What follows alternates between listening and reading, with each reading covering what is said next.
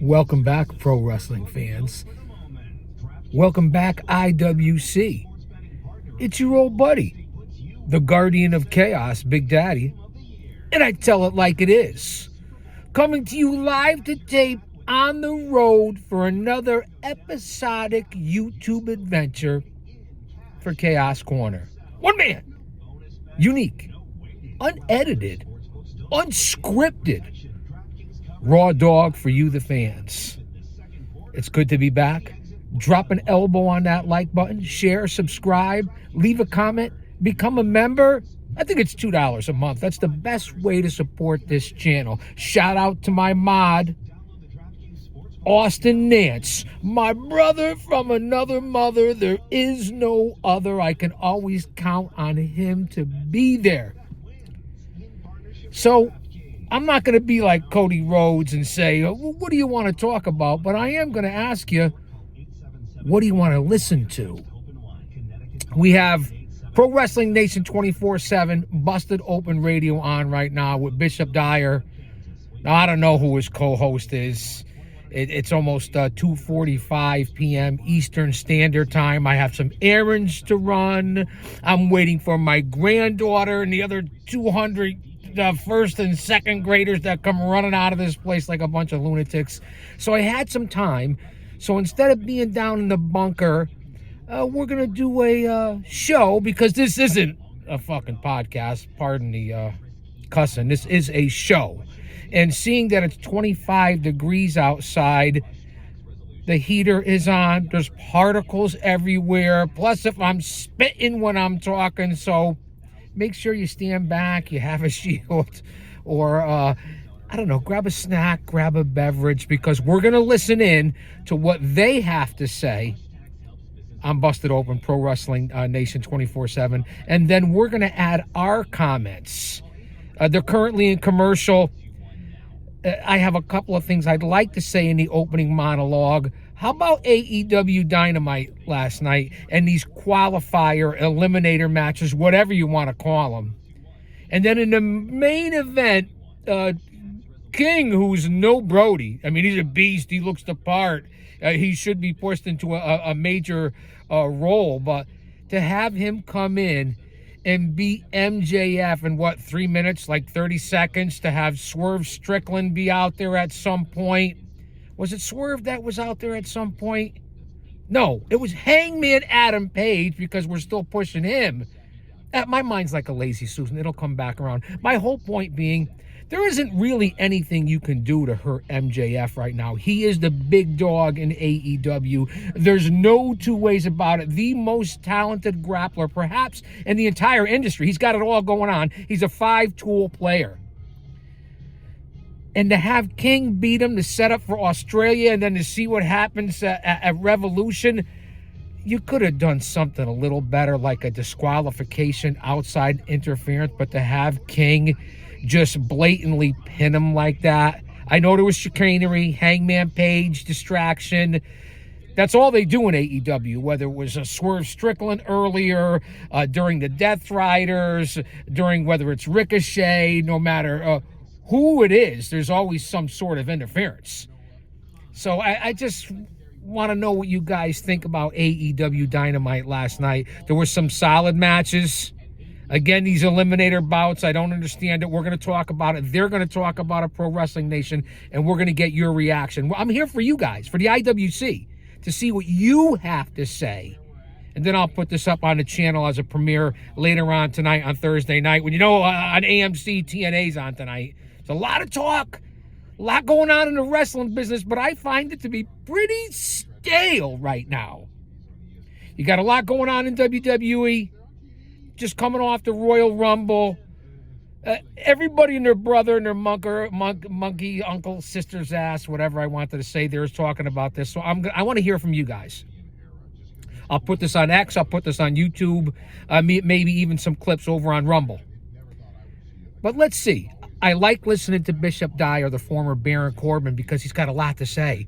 For a guy who hasn't been around as long as some of the other hosts on here, Dreamer, Henry, Bully Ray, Dyer's got old school mentality with new school vision. and being current in the business the way he was. So I like listening to him. He's honest. He knows what he's talking about. He reminds me of what Bully Ray's approach is, who I find it to be most of the time fantastic. Just like JD from Off the Script, or Don Tony, or the Silent Monster, or the Chi-Town Smark. I find these guys to be very, very accurate in what they're talking about, even though they're not in the business officially.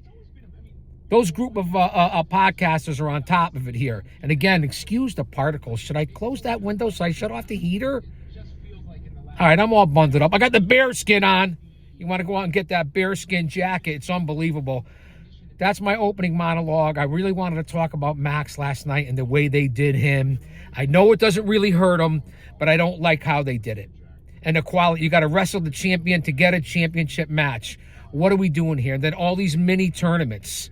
I will say, I want to see Megan Bayne and Penelope Ford be the women's tag team champions in AEW, since you got to have the belts anyway. Mega bad. Megan Bayne is the future of the business. She's the current of the business. Whether she stays in AEW or goes to the WWE, there is no one like that lady. And I'm not just saying that because I have a personal connection to her and we're friends.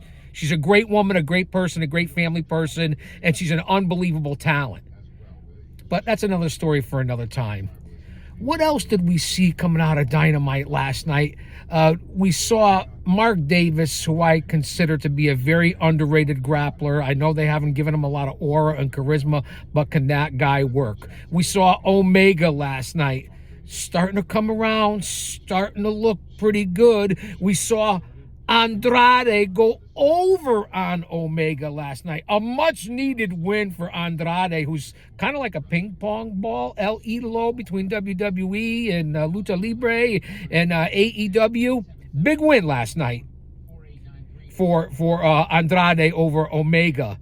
And there's a couple other things I want to get into. We're about 7 minutes in. I have some time here. I know I'm ramble on, sing that song, gonna ramble on. Lord, I was born a rambling man, trying to make a living and doing the best I can.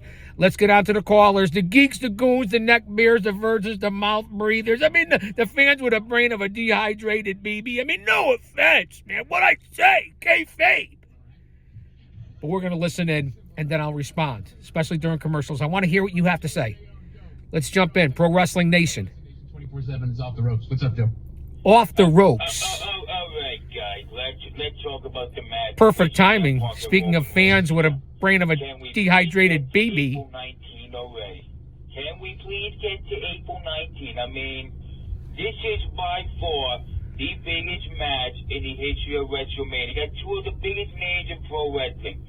CM Punk and Roman Reigns, stars of whatever movie they're on, they did the G-Vote. But Roman Reigns, this was Roman Reigns' best promo in a very long time. The way he's looking at Punk, the way he's sizing him up and saying, "I hate you and you will acknowledge me." I think Roman Reigns should beat CM Punk. But what do you do with CM Punk? In the meantime, because we know Roman's on a part-time schedule. Here's what we do with Roman. Here's what we do with Punk. Robin, Bishop, where is elimination? Everybody's got a pitch, an angle, especially in the IWC. And that is a big match coming up at WrestleMania. They played that out on Raw perfectly with CM Punk and Roman Reigns. I'm really looking forward to that. You guys let me know what you think about that and where it's going and the other main events. So let's talk a little WWE right now as well. A menagerie, if you will. Yeah, we're back to the geek. No offense, man. All right. Well, look, I mean, I said before Finn Balor and CM Punk made sense out of Elimination Chamber. It being in Chicago. Right, you got to eliminator chamber before we get on to WrestleMania. Everyone's talking about Finn Balor. I know he wasn't over in Saudi for the Royal Rumble when you had the iguana guy over there. No me jodas, culo pendejo. What I say, man? They nada. It was nothing. Lighten up. and you couldn't find a spot for Finn Balor? I know he was in Judgment Day for a long time, and he was the cat's meow. excuse me, you have evil Finn Balor. To me, Balor, a great worker, a 5-tool player himself. I think his chance has passed. I don't think he's a number one draw to put asses in seats to be in the main event in WrestleMania. I mean, you've given everybody else title shots like Sami Zayn, Jey Uso, and nothing against them. They're not top of the roster superstars, and neither is Finn Balor. That's just my opinion. They're not Reigns, they're not Punk, they're not Cody, they're not Seth, they're not Fatu, Gunther, Braun Breaker, AJ Styles, John Cena. They're not those guys. You know, Obafemi's on the way. You got Javon Williams, of course, Carmelo Hayes, and there's a few others that I'm missing here, but some of these guys just aren't it, and I don't see it, and I don't get it. Finn Balor belongs in that tier. On the card, good hand, good worker. Is he putting asses in seats? Not in my opinion. It's just that's where I'm coming from. Who's been in the business, I've earned it. Not only as a fan, a mark, that's right, I said it, but also as a pro wrestling manager for over 30 years that took the fucking bumps, was involved in ring psychology, storytelling, emotional investment. I think I know what I'm talking about, not to mention all the superstars and stars and young lions that I've been around. Listen to what I'm saying, trust me, because I know. That doesn't mean I'm always right. Let's get back to Bishop Dyer. I'm on a roll today, man. I got to get my energy up. My granddaughter's coming out. We're going to have to go to Barnes & Noble or McDonald's, or we're going to go out in the snow. We're going to do something, man. So I'm getting amped up. You want to do it that way? I'm all in, where maybe it looks like, you know, he's going to get the spot where he can call out Punk again. Dom screws him over some way or another, or Liv or Dom or JD or whoever it is in Judgment Day. And then that's your left turn for him to go that route. I just don't want to see a one-on-one with him and Punk. Well, I mean, the one counter I would say, I don't know who the co-host is with Baron Corbin. Bishop Dyer. Up a notch right now. 1000%. Austin, who is this geek? Feud with CM Punk. 877-344-4893. Off the ropes. On Pro Wrestling Nation. It's usually the coach. 4893. It's Off the Ropes here on Pro Wrestling Nation 24/7. Robin Lundberg. Robin Lundberg. Still another hour with a lot to get into. Okay. We're going to get into what happened on AEW Dynamite. And I don't know who he is. Yeah, we got to talk AJ, baby, when we get back. What do we do? I mean, Andre's been crying since the Rumble. He still has tears in his eyes. You okay, Andre? I am okay. He is not retired. Call it denial. AJ Styles is maybe retired for now in the WWE, and I agree on that. But he's not retired. He's going to show up somewhere, whether it be in TNA, New Japan, perhaps AEW. That was not his last match. So, I mean, even people say, oh, Cena's retired now. You never know. They always say you never know in the WWE. And I'm saying right now, AJ Styles will work and wrestle again. Just my opinion. Yeah, for sure. Robin Lundberg, Bishop Dyer here with you. Pro Wrestling Nation. All right, listen, don't go anywhere. I'll be right back. All right, I'm coming back for a part 2 here. We're on the road. We're going to talk everything pro wrestling. Don't you dare miss it. Austin, come on back, man. I need you.